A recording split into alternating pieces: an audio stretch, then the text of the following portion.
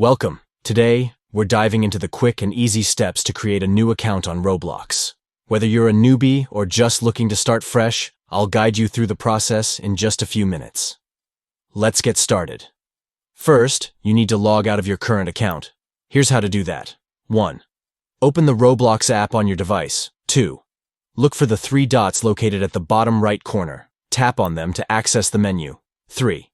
Scroll down and tap on Settings. 4. Finally, tap on Log Out.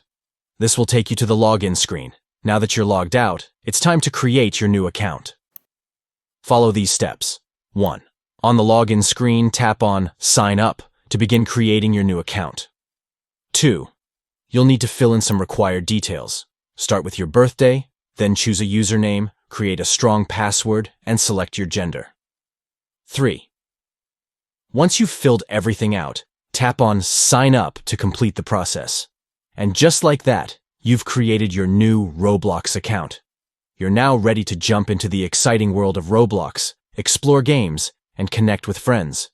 If you found this guide helpful, make sure to like and subscribe for more gaming tips and tutorials. Happy gaming!